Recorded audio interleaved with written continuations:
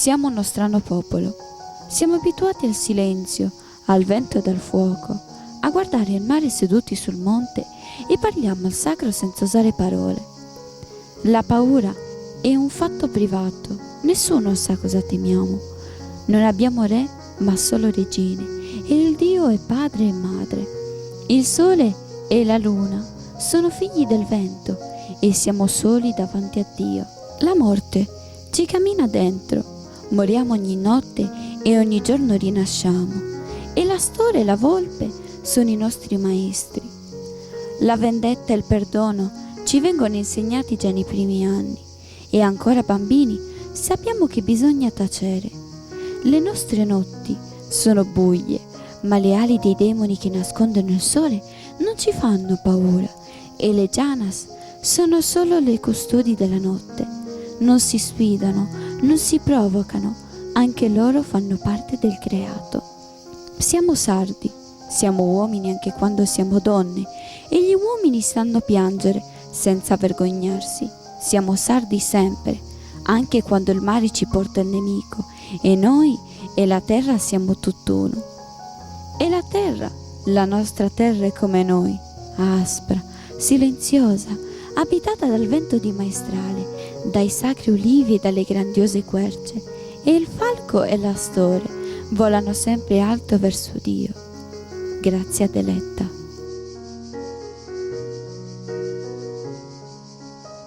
Siamo nel Montiferru, la zona colpita dal grande incendio che ha distrutto oltre 20.000 ettari di territorio. I danni si stanno iniziando a contare, ma in realtà il problema è ancora aperto. Ci sono ancora focolai e incendi attivi nella zona che va oltre, verso Macomer, e gli uomini sono ancora insufficienti.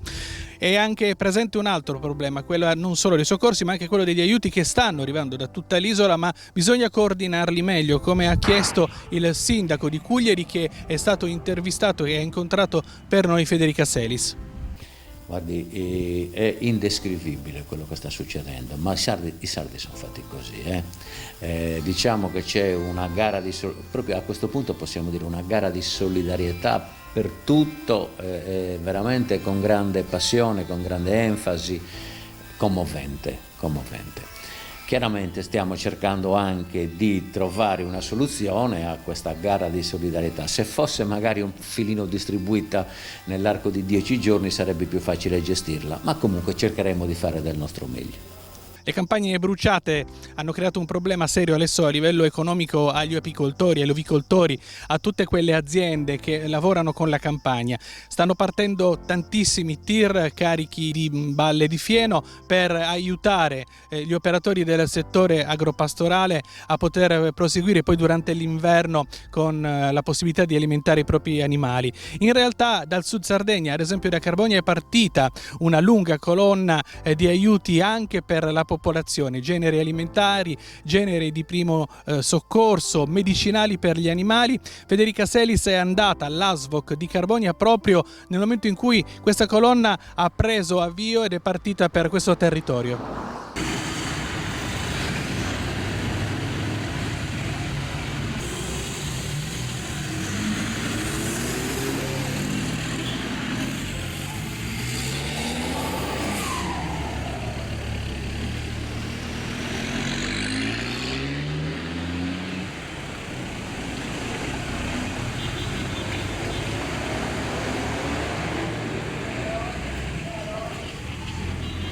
Siamo all'incirca 36-40 perché ci sono degli amici di Vallermosa, insomma faremo una colonna. Abbiamo raccolto un bel po' di mangime per bestiame, anche per i piccoli animali, quindi anche per i cagnolini, un po' per i gatti, animali domestici, e poi soprattutto acqua e viveri di qualsiasi genere, sia per bambini che per persone adulte. Niente, in poche ore siamo riusciti a racimolare questo materiale che serve per il bene primario di una casa di cura per anziani e poi anche qualcosa per altre persone che ne hanno bisogno. Sono veramente sorpreso perché ieri pensavo di andare col furgone un po' vuoto. In realtà ho messo in dubbio la solidarietà e in realtà mi stupisco ed è un piacere enorme vedere tante persone arrivare e portare tante buste di vario genere. Non solo foraggio, mangimi, acque e generi di prima necessità. Da Carboni alle ambulanze sono partite cariche di medicinali per gli animali.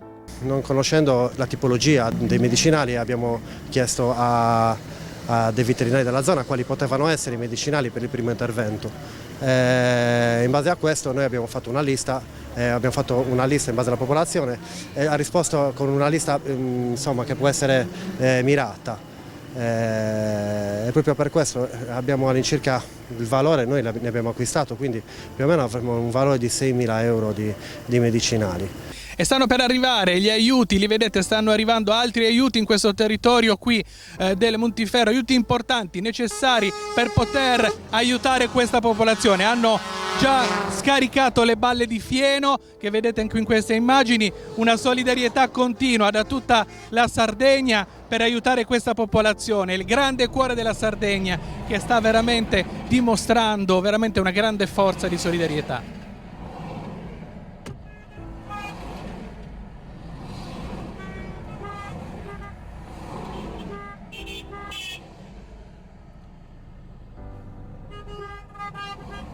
Dopo l'incendio si arriva alla conta dei danni. Il settore dell'allevamento agricolo-pastorale in generale è stato sicuramente il più colpito, ma gli incendi hanno coinvolto non solo le campagne. Le fiamme hanno raggiunto in molti paesi case e cortili di molte abitazioni, in alcuni casi compromettendo addirittura le strutture. A Cugliari i danni molto evidenti si rilevano soprattutto nell'area PIP.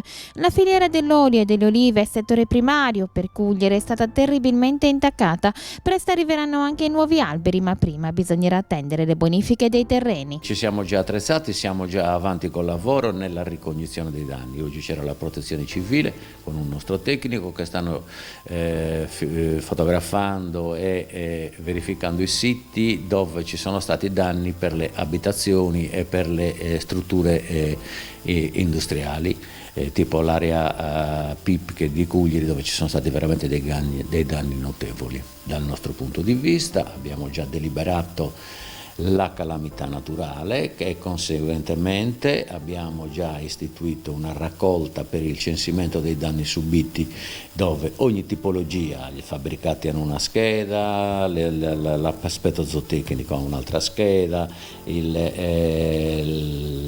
l'agricoltura ha un'altra scheda e le persone sono invitate a scrivere quelle che sono i danni subiti, in modo tale che poi si possa fare una sintesi delle cose e con le autorità competenti, quelle che di norma si devono occupare di questo, potremo cominciare anche alla quantificazione del danno.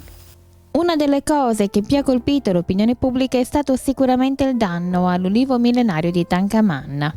Ricevo telefonate di persone dalla Francia, da tanti altri posti, dove chiedono se è possibile recuperarlo. Cosa abbiamo fatto? Io ho fatto un'ordinanza dove è fatto divieto assoluto di entrare nel recinto dell'albero millenario, l'abbiamo anche nastrato, ed è permesso l'ingresso solo a coloro i quali stanno cercando di salvare il salvabile, perché non pensiamo che si possa salvare tutto, è impossibile, l'albero di fatto è crollato su se stesso. Quindi l'Università di Cagliari sta seguendo questo tentativo di recupero. Al momento abbiamo fasciato le branche che presumibilmente potrebbero essere vive, in grado di germogliare, con dei sacchi di juta, e li stiamo bagnando 2 volte al giorno con dell'acqua per raffreddare la temperatura che c'è all'interno dell'albero, così come pure le radici, perché se permane quella temperatura allora diventa ancora più difficile recuperare il recuperabile. Questo è quello che stiamo facendo, quindi ringrazio anche l'Università di Cagliari per questo.